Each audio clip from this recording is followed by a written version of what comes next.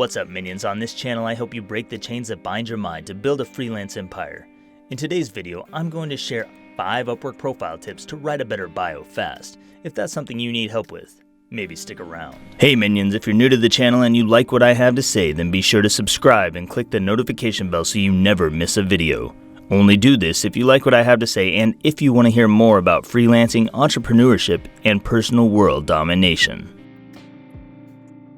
Alright, so in today's video, I'm going to give you 5 Upwork profile tips to help you write a better bio fast. And these profile tips are going to instantly improve the results you get. Now, that could be invitations or it could be responses to your proposals. Of course, you're still going to have to write good proposals in order to make this work. But these 5 tips will drastically improve your Upwork bio so that clients have a reason to stick around. Before we get into that, I do want to mention that my courses, all of those Udemy courses that you guys have been waiting for, are still on sale for just a little bit longer. I know some of you are waiting for that discount to roll out. This month's discount is now out there. Drop down in the description to get the link that will give you the discount if that's something you want. Now, we're going to dive right into these Upwork profile tips, and we're going to start with the first one, which is the first line of your Upwork profile. So whenever you write, in fact, whenever people send me profiles for reviews, the first thing I look at in their bio is that first sentence, the very first thing you say.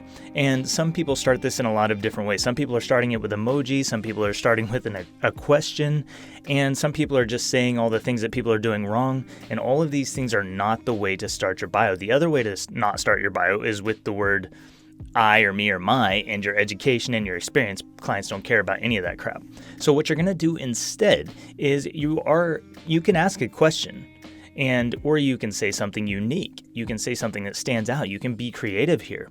Or you can talk about a specific problem that the client has. Those are 3 different ways that you could start the first line of your bio that are going to be better than those old ways. Don't start with emojis. Clients don't care about that. They're not there for fun and games. If you start with an emoji, it tells the client that you're there to play around, and the client's there for business. So I wouldn't recommend that. If you ask a question that targets some problem, you need to do your research on the client and their audience. You need to know the actual problems that they face, because if you ask a question that targets the wrong problem, then they're not going to be interested in you because they're going to know that you're not an expert. So be careful with those questions. If you ask a question such as, are you someone who needs help with copywriting? Well, of course they need help with copywriting, but why do they need that? You need to ask yourself to get to the underlying needs. Are you someone who needs help with copywriting, not because they want more conversions, but do you need help with that so that you can increase your sales, or so that you can engage your clients more, or just whatever the problem is for your specific client? You need to go a little deeper with that. You can say something unique. You can be really creative here. You have one sentence to catch attention, and that one sentence, if you don't catch their attention, they're not going to have any reason to read to the next line. So be thinking about what you can say here that's going to grab their attention. You can talk about ponies and rainbows and all this other dumb stuff if you want. I don't really care what you talk about, as long as it stands out, as long as it's different from what everyone else is saying. One easy way to know what other people are saying is to go and create a freelance client account on Upwork if you're using Upwork, and then just type in your skill. So if you are a direct response copywriter, type in direct response copywriter in the search box. Look at other direct response copywriters. How do they start their bio? And then start yours differently. That's going to make you stand out in a big way. Tip number 2 is to relate yourself to the client's needs. And the best way to do this, the single best way to do this, is by telling a short story. You're going to tell a short story. That short story is going to be about a past experience you've had that makes you fit and qualified and expert for this job. You're never, ever, ever going to say, I'm an expert in this thing. I'm an expert copywriter. I'm an expert email marketer. I'm an expert blah, blah, blah. Nobody cares. What you're going to say, you're not going to say anything. You're going to tell a story. Stories show clients that you have your stuff together, that you've done this before, or that you have the experience and education necessary to do this. So what is that like? So if I'm a copywriter, I might say, the last 3 clients I worked with were able to go from no sales to $10,000 in sales overnight. That's a simple short story, right? I just told a story about a client who had a problem that they hired me to solve, and here's how I solved it. So that's a problem and solution story. It's very basic. You can do this in one paragraph, one line maybe, but just tell some kind of story. Back when I was in digital marketing school, I learned all the skills necessary to be a really valuable email marketer. I learned how to write inbound marketing emails. I learned how to write outbound marketing emails. I learned how to write cold emails. And then I went and sent one of those cold emails and I got some responses, and that makes me awesome. Now, you don't have to say that makes me awesome, but just tell the story. Like, where did you train? What did you train on? What did you learn? And how does that relate to the client's needs? Whenever you tell stories, it allows us to relate to the things that you're saying. I mean, stories are how we create meaning in our lives. We take something and we use story format to create meaning. So when you tell stories about yourself that relate what you do to what the client needs done, it positions you as an expert. This is one of the easiest and fastest ways to show that you are an expert. Number 3, you're going to establish credibility, and this is going to happen by like the third paragraph. Usually it's going to be the second or third paragraph of your bio, but you need to establish your credibility. What makes you credible? Here is where you would put your education, your experience, your degrees, your certifications, anything like that. Any huge results you've gotten, like if you helped a client reach the 6-figure level or the 7-figure level, if you've worked with Tony Robbins, or if you've taken selfies with President Trump, you can say things like that. You can name drop here. You can put big numbers. You can say, I have 10 million social media followers, or I helped a client get 10 million social media followers. Whatever that credibility marker is, or whatever those series of credibility markers are, put them in your second or third paragraph, and that is going to help support you as an expert.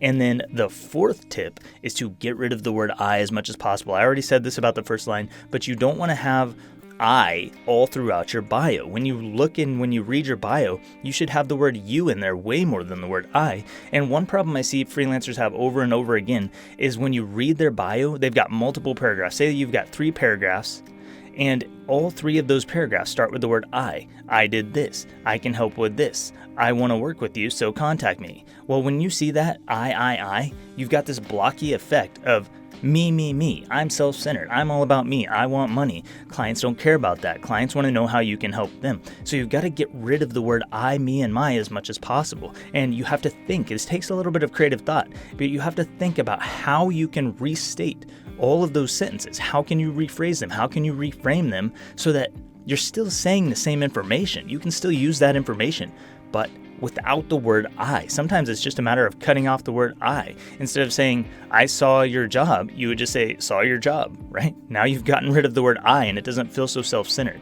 Be thinking about how you can get rid of the word I, how you can replace it with other creative sentences, or find other creative ways to say what you have to say without it feeling self-centered to the client.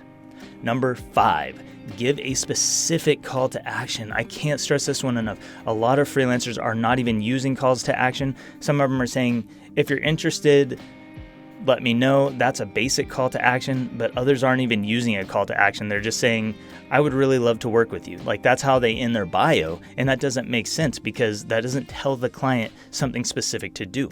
So not only do you need to have a call to action, which is just one single sentence at the end of your bio with next steps, but it needs to be very clear and very specific. So what action do you want them to take?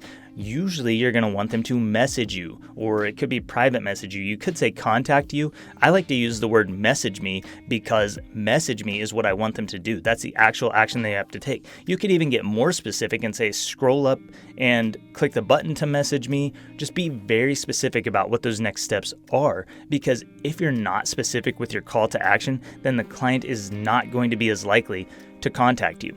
And also, if your call to action isn't there, if you don't give them a call to action, if you end with something like, I would love to work on this project for you, again, that's a me-focused statement. It's self-centered, and it doesn't give them any clear direct action to take, so they just kind of move on to the next person. If you want these freelance gigs and you want your bio to scream, hire me, then you need to reach out and take it. You need to reach out and grab the client and show them that you're the single best person for this gig. And by making these 5 adjustments, you are going to start to do that. So again, that is the first line of your bio. Make sure that it is awesome, it stands out, it asks the right questions that target the right problems, and it's unique. Relate yourself to the client's gigs with some kind of short story about your experience or past work history with clients or how your education relates to the job. 3 was going to be establish credibility in the second or third paragraph, all the things that make you credible, where you've been featured, who you've worked with, what big results you've got, what your degrees are, put that stuff in there. Number 4 was get rid of the word I as much as possible, reword those sentences, reframe those sentences to be something without the word I or me or my. And number 5 was give specific calls to action, a specific call to action in your bio. By the way, on this one, if you write more after your call to action, which I do, I have like a main bio section, and then I have a call to action, my signature, and then I have more information down below that. If you put a frequently asked questions section or some targeting questions down below, then down below that, you need another call to action. So for every section of my bio, I put a call to action at the end of it.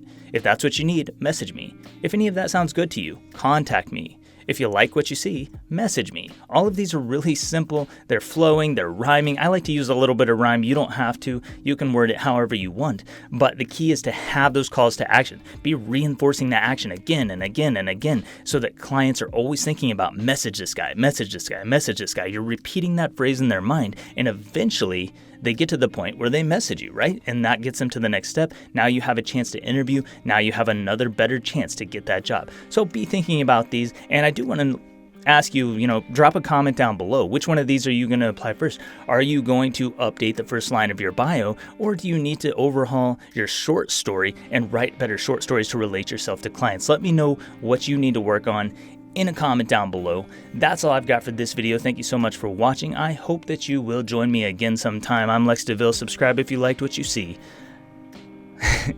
I'll see you next time.